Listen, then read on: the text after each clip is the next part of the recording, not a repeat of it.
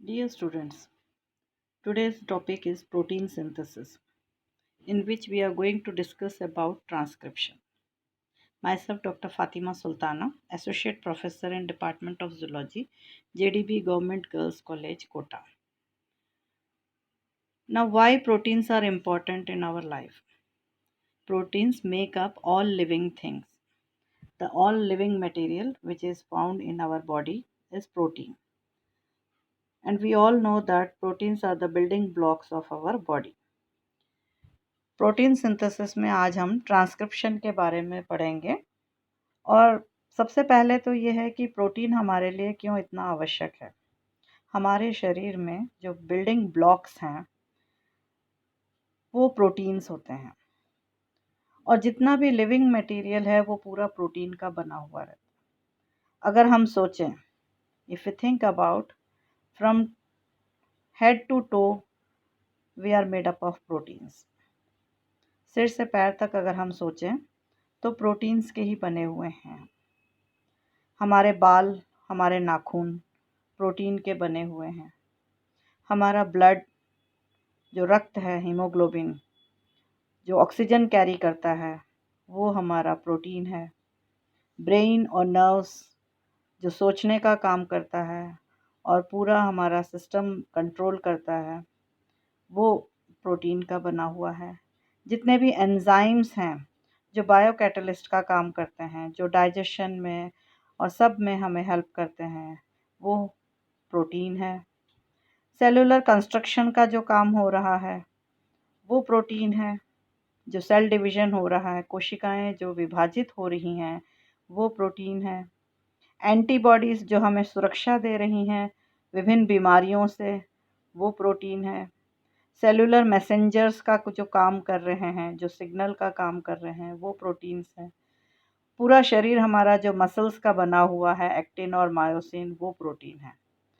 So what we see that from head to toe we are made up of protein. Hair and nails, blood, brain and nerves, enzymes which are working as biocatalyst, cellular construction, that is formation of the new cells during the process of mitotic division and even in meiotic division, antibodies which are providing immunity to our body, cellular messengers which are acting as receptor proteins, muscles which provide us energy and hold the system, which help us in breathing. Muscles help us to work, to walk, to run, whatever we do, even lashing our eyelids, that is also muscle. So everywhere we see that the living material is made up of protein.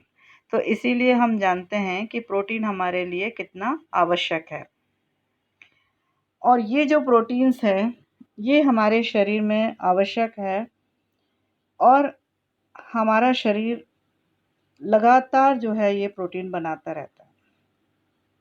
So what we have seen the functions of the protein, that they help fight disease, build new body tissues. The enzyme used for digestion and other chemical reactions are proteins, because we know that enzymes speed up the rate of reaction and therefore they are also known as biocatalyst.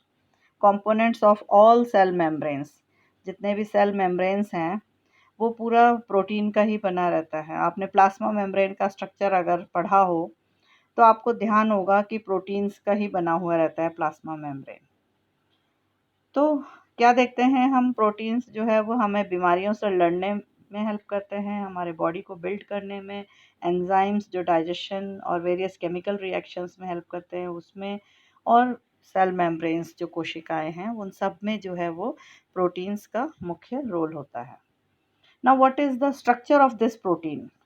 It is made up of amino acids. And how many amino acids are present in our body? There are 20 amino acids, essential and non-essential. So we see that these proteins are in the form of a string of amino acids which are polypeptides. Amino acids जो 20 amino acids हैं उनके विभिन्न प्रकार के sets जो है एक दूसरे से जुड़ते जुड़ते चेन की तरह जो है वो पॉलीपेप्टाइड्स, और ये पॉलीपेप्टाइड्स जो है वो प्रोटीन्स होते हैं, and they are assembled on a ribosome. Now, what is the definition of protein synthesis? The construction of proteins directed by DNA. And what are the two steps? Transcription and translation. Protein synthesis यानी proteins का बनना, ये जो construction protein का हो रहा है वो कौन डायरेक्ट करता है? डीएनए। और डीएनए कहाँ पर होता है? कोशिका के अंदर। कोशिका में जो जेनेटिक इंफॉर्मेशन जो कोड कर रहा है डीएनए हमारा, उस डीएनए से जो है वो ट्रांसक्रिप्शन होकर के मैसेंजर आरएनए का बनना, और मैसेंजर आरएनए का पॉलीपेप्टाइड के फॉर्म में प्रोटीन्स का बनना, जिसको ट्रांसलेशन कहते हैं। So these are the two steps which are involved in the process of protein synthesis. Transcription, that is copying DNA in the nucleus to messenger RNA, and translation, that is using messenger RNA as a guide to form a polypeptide. So what is this transcription and translation? This is also known as central dogma. DNA से transcription के दौरान जो messenger RNA बन रहा है, और messenger RNA से translation से जो प्रोटीन बन रहा है, इसको सेंट्रल डोग्मा कहते हैं। Now where does this takes place? In which part of the cell cycle? कब होता है ये? Replication, we have already gone through the process of replication, that how a DNA is duplicated. Whenever there is a need for a copy of DNA, and generally at the time of mitotic division, there is a need of this DNA, तो replication होता है, और वो जो DNA replicate होकर के copy बना है, फिर उसमें से जो है ट्रांसक्रिप्शन होकर के मैसेंजर आरएनए उस मैसेज को न्यूक्लियस के अंदर से बाहर लेकर आता है, अगर यूकैरियोटिक कोशिका है तो, और उसका ट्रांसलेशन होता है। ट्रांसलेट करने का काम ट्रांसफर आरएनए और राइबोसोम्स के हेल्प से जो है वो प्रोटीन्स। तो ये पूरा जो है माइटोटिक डिवीजन के टाइम पर जो है हम देखते हैं कि प्रोटीन्स जो है वो किस तरह से रेप्लिकेट हो रहे हैं डीएनए, और ट्रांसक्रिप्शन और ट्रांसलेशन के प्रोसेस से प्रोटीन्स का बनना। कोशिका का एक सेल साइकिल होता है, जिसमें हम G1 phase, S phase, G2 phase and M phase कहते हैं। G1 फेज जो फर्स्ट ग्रोथ फेज होता है, और S फेज जो सिंथेसिस हो रहा है। फिर उसके बाद G2 फेज दूसरा ग्रोथ फेज होगा, और उसके बाद होता है माइटोटिक डिवीजन। और इस माइटोटिक डिवीजन में एक कोशिका दो कोशिका में विभाजित होगा, और दोनों कोशिका को बराबर डीएनए, और कोशिका जो है वो वापस अपने मदर पेरेंट सेल की तरह दिखने लगेगी। तो ये इस तरह से जो है सेल साइकिल चलता रहता है। तो अब प्रोटीन्स का जो बनना है, जिसमें सबसे पहले हम डिस्कस करेंगे ट्रांसक्रिप्शन के बारे में, और वो फर्स्ट स्टेप है हमारा, जिसमें it is copying the genetic information from the DNA to RNA, and this is called transcription. What is transcription? It is the first step in which the genetic information is copied from DNA to RNA. Now why? क्या है ये? DNA has the genetic code for the protein that needs to be made, but proteins are made by the ribosomes, and ribosomes are outside the nucleus in the cytoplasm. ये eukaryotic के लिए है ये, क्योंकि eukaryotic के कोशिका के अंदर न्यूक्लियस के अंदर डीएनए होता है, और अगर हम प्रोकैरियोटिक कोशिका की बात करेंगे तो उसमें न्यूक्लियर मेम्ब्रेन का बैरियर नहीं होता है, तो ट्रांसक्रिप्शन और ट्रांसलेशन साथ साथ हो सकता है। बट इस केस में जो है यूकैरियोटिक कोशिका के अंदर जो जेनेटिक कोड है वो डीएनए में है, और डीएनए के अंदर जो जेनेटिक कोड उस प्रोटीन के सिंथेसिस के लिए कोडेड जो है, उसको मैसेंजर आरएनए लेकर आता है, क्योंकि राइबोसोम जो है वो न्यूक्लियस के बाहर है, और ट्रांसलेट करने का काम जो है वो राइबोसोम करते हैं। तो इसीलिए जो है मैसेंजर आरएनए को बाहर आना होता है। और वो क्यों? क्योंकि डीएनए जो है वो बहुत बड़ा होता है और डबल हेलिकल होता है। We know the structure of DNA, that it is double stranded, so it cannot leave the nucleus के बाहर वो नहीं आ सकता है। तो मैसेंजर आरएनए और काफ़ी लार्ज होता है, जबकि मैसेंजर आरएनए जो है वो छोटे छोटे पीसेस टुकड़ों की तरह हो सकता है, और वो मैसेंजर आरएनए न्यूक्लियर पोर जो छिद्र हैं उसमें से वो बाहर आ सकते हैं साइटोप्लाज्म में, और वहाँ पर जो है राइबोसोम्स की हेल्प से ट्रांसलेशन के दौरान वो प्रोटीन का निर्माण करने में हेल्प करते हैं। So that is the reason why transcription is essential, why messenger RNA is required. पूरा का पूरा डीएनए एक साथ नहीं डिकोड हो सकता है, छोटे छोटे टुकड़ों में ही कोडिंग होना है। तो messenger RNA wherever it is required, it will decode that message and bring it out to the ribosome तक जो है वो लेकर आएंगे, because proteins are manufactured by the ribosomes ही हैं जो प्रोटीन्स का निर्माण करते हैं। They are the ones which can translate the messenger RNA to proteins in the form of amino acids. So now let's take a look on this transcription, that how this takes place. Now, as I have told you that there is a difference between prokaryotes and eukaryotes. Eukaryotes में nucleus होता है और nuclear membrane से bounded होता है, chromatin material उसके अंदर होता है, that is DNA is present inside the nucleus. Whereas in case of prokaryotes, we see that the nuclear material is in a condensed form in a patchy area, और वो वहाँ से ओपन होगा और मैसेंजर आरएनए के साथ साथ transcription भी हो सकता है और simultaneously translation can also start. Whereas in case of eukaryotes, the DNA is present inside the nucleus, वहाँ पर मैसेंजर आरएनए बनेगा और वो मैसेंजर आरएनए पहले न्यूक्लियस को क्रॉस करके बाहर आएगा साइटोप्लाज्म में, जहाँ राइबोसोम्स अवेलेबल हैं और राइबोसोम्स जो है वो ट्रांसलेशन का काम करेंगे। So what we see that a complementary single strand of messenger RNA is copied from part of the DNA in the nucleus. अब ये जो कॉपी करने का काम हो रहा है डीएनए से मैसेंजर आरएनए में, इसके लिए आवश्यकता होती है RNA polymerase enzyme. Now, as we have seen in DNA polymerase, if you remember DNA polymerase, I have discussed in that during DNA replication. DNA replication के टाइम पर मैंने आपको DNA polymerase एंजाइम के बारे में बताया था, जिसमें ये बताया था कि वो किस तरह से न्यूक्लियोटाइड्स को जो है वो ऐड करके और एक नया डीएनए बना सकता है। इसी तरह से आरएनए पॉलीमरेज भी जो है न्यूक्लियोटाइड्स को 3 प्राइम OH वाला जो एंड है वहाँ पर न्यू न्यूक्लियोटाइड को ऐड कर सकता है।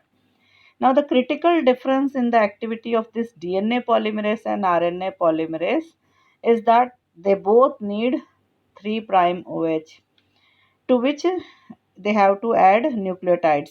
DNA polymerase को तो एक बेस चाहिए जहाँ पर वो 3 OH ग्रुप अवेलेबल हो और नया न्यूक्लियोटाइड वो ऐड कर सके, बट आरएनए पॉलीमरेज को इस तरह की आवश्यकता नहीं होती है। It can start from a new base, एक नए बेस से वो अपना शुरुआत कर सकता है। और जबकि डीएनए पॉलीमरेज में ये रिस्ट्रिक्शन था कि उसको कोई एक न्यूक्लियोटाइड का स्ट्रिंग चाहिए जिसमें 3 OH ग्रुप अवेलेबल हो और वहाँ पर वो ऐड कर सके। So in that case, what we saw that a primer was formed by the RNA polymerase, and to that primer strand, this DNA polymerase enzyme was adding nucleotides. तो अब इसके अंदर ट्रांसक्रिप्शन के अंदर क्या है, RNA polymerase enzyme, it helps in the process of copying the codes. और ये सबसे पहले क्या करेगा, DNA strand को unwind करेगा। Now again, what is the need to unwind? Because we all know that DNA is very tightly bounded, twist होकर के रहता है हेलिकली, और बहुत अच्छी तरह से एक सोलिनॉइड मॉडल के तौर पे जो है वो टाइटली पैक्ड होता है। इतना टाइटली पैक होने पे जो नाइट्रोजनस बेसिस उसके अंदर है जिस पे कोड्स हैं वो अवेलेबल नहीं हो सकते हैं। तो उसके लिए क्या है कि डीएनए पहले अनवाइंड होगा और फिर आरएनए पॉलीमरेज एंजाइम जो है उन दोनों जो डीएनए के जो 2 स्ट्रैंड्स है उसमें से एक स्ट्रैंड को वो रीड करेगा। तो इफ डीएनए इज TACCAGTTT यानी thymine adenine cytosine cytosine adenine, guanine, thymine, thymine, thymine. ये नाइट्रोजन बेसेस हैं जो डीएनए में हैं। तो इसका जो कॉम्प्लीमेंट्री जो बनेगा मैसेंजर आरएनए का वो क्या होगा, टी हमेशा एडेनाइन के साथ पेयर करेगा। एडेनाइन थाइमिन के साथ पेयर करता है, बट क्योंकि ये मैसेंजर आरएनए है तो यहाँ थाइमिन की जगह क्या होगा, uracil. Then again for the C के साथ जी, और फिर सी के साथ जी, ए के साथ यू, और सी के साथ सी, टी के opposite A. So what we see that messenger RNA is complementary to DNA. बिल्कुल कॉम्प्लीमेंट्री ही होता है। The only difference is that कि इसके अंदर टी की जगह यू होता है। अब ये मैसेंजर आरएनए जो है डीएनए स्ट्रैंड को छोड़ करके बाहर आएगा और डीएनए जो है वो वापस कॉइल हो जाएगा। तो this was the simple process.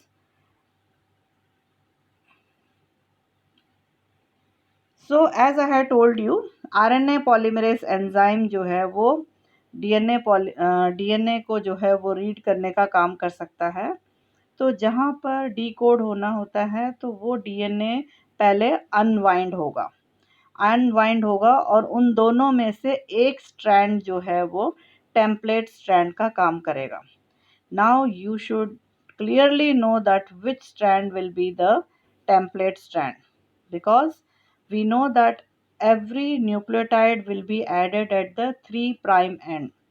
तो मैसेंजर आरएनए का डायरेक्शन क्या होगा, 5' से 3'। तो उसका जो कॉम्प्लीमेंट्री डीएनए स्ट्रैंड कौन सा होगा, जो 3' से 5' की ओर है। So the strand which is acting as the template strand, यानी जिसको मैसेंजर आरएनए डी कोड कर रहा है उसको हम टेम्पलेट स्ट्रैंड कहेंगे, और जो दूसरा है वो नॉन टेम्पलेट स्ट्रैंड होगा। तो यू कैन सी क्लियरली जो 5' एंड है मैसेंजर आरएनए का और जो 3' एंड है वहाँ पर नए न्यूक्लियोटाइड्स ऐड हो रहे हैं और मैसेंजर आरएनए का स्ट्रिंग जो है वो लंबा होता रह रहा है। तो अनवाइंडिंग होती जाएगी और मैसेंजर आरएनए जो है उस डीएनए को कोड करता जाएगा और पीछे से डीएनए वापस रीवाइंडिंग होता रहेगा। तो जस्ट फॉर द कॉपीइंग, उसको कॉपी करने के लिए वो उतना एरिया जो है ट्रांसक्रिप्शन बबल की तरह जो है ओपन होगा और पॉलीमरेज एंजाइम आगे आगे बढ़ेगा, अनवाइंडिंग होता रहेगा डीएनए का और उसको मैसेंजर आरएनए जो है वो बनता जाएगा। Now part of the DNA which is temporarily unzipping, जो जहाँ पर अनजिप हो रहा है, जिसको मैंने बताया था आपको, वो ट्रांसक्रिप्शन बबल की तरह दिख रहा है। आप देख सकते हैं इसके अंदर बबल की तरह दिख रहा है।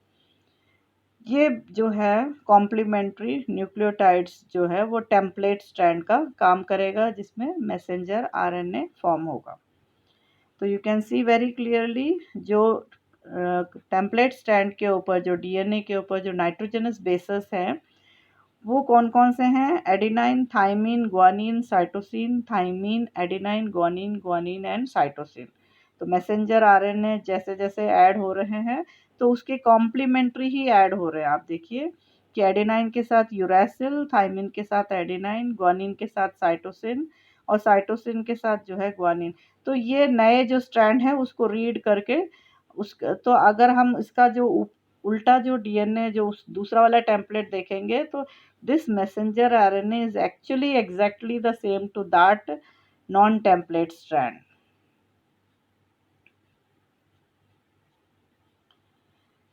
अब ये जो आरएनए पॉलीमरेज एंजाइम्स हैं, इन केस ऑफ प्रोकैरियोट्स जैसे कि बैक्टीरिया है ई कॉली, सिंगल आरएनए पॉलीमरेज जो एंजाइम है वो सभी प्रकार के आरएनए को बनाने का काम करेगा, whether it is the messenger RNA, transfer RNA or ribosomal RNA. This also we have discussed that how many types of RNA are there, messenger RNA, transfer RNA and ribosomal RNA. तो RNA polymerase एक ही प्रकार का होता है bacteria के अंदर जो इन तीनों RNAs को सिंथेसाइज करने का काम करते हैं. Now this RNA polymerase enzyme, this is actually having subunits alpha, beta, beta prime and sigma. ये जो है ये जितना भी पॉलीमरेज के अंदर ये सब यूनिट्स हैं उसको पूरा मिला करके हम कहते हैं holoenzyme. This polymerase enzyme is known as holoenzyme, that is core factor plus sigma factor. जो 3 सब यूनिट्स हैं वो कोर फैक्टर होंगे और जो सिग्मा है वो अलग है. तो सिग्मा और कोर फैक्टर दोनों मिलाकर के हम कहेंगे holo enzyme. Now it should be very clear that sigma is the initiator. ये इनिशिएट करने का काम कर सकता है, रिकॉग्नाइज कर सकता है कि कहाँ पर मैसेंजर आरएनए बनाने का प्रोसेस स्टार्ट होगा. It will initiate that site and fix to the DNA. Then only the messenger RNA formation can be started. Without sigma factor, अगर कोर फैक्टर में सिग्मा फैक्टर नहीं होगा तो ये नहीं रिकॉग्नाइज कर सकता है. कौन? RNA polymerase. RNA polymerase can not recognise, therefore to recognise sigma factor is essential. एक बार रिकॉग्नाइज कर ले और स्टार्ट हो जाए प्रोसेस मैसेंजर आरएनए का बनना, then core factor can continue the process of decoding, that is formation of messenger RNA.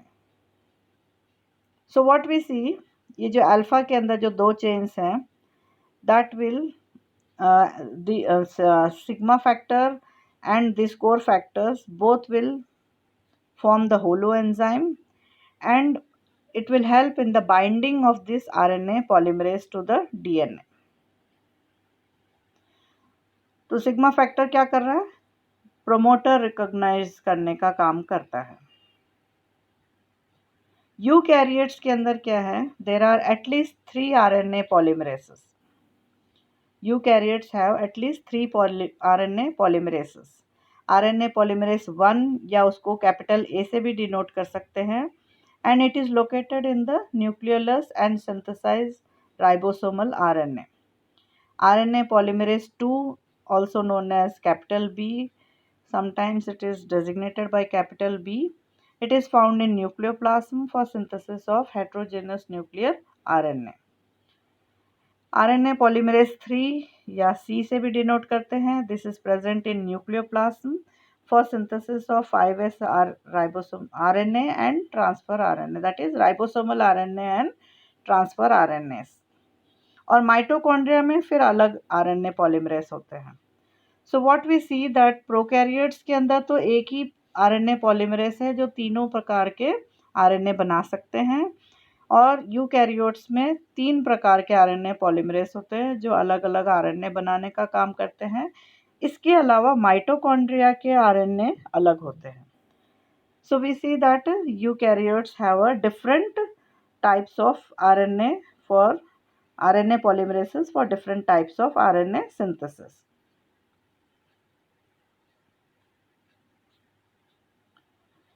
Now the various types of this eukaryotic RNA polymerases, polymerase 1, 2 and 3. Polymerase 1 nucleolus में होता है जो ribosomal RNA बनाता है. Polymerase 2 जो है nucleoplasm में पाया जाता है जो मैसेंजर RNA बनाने का काम करता है.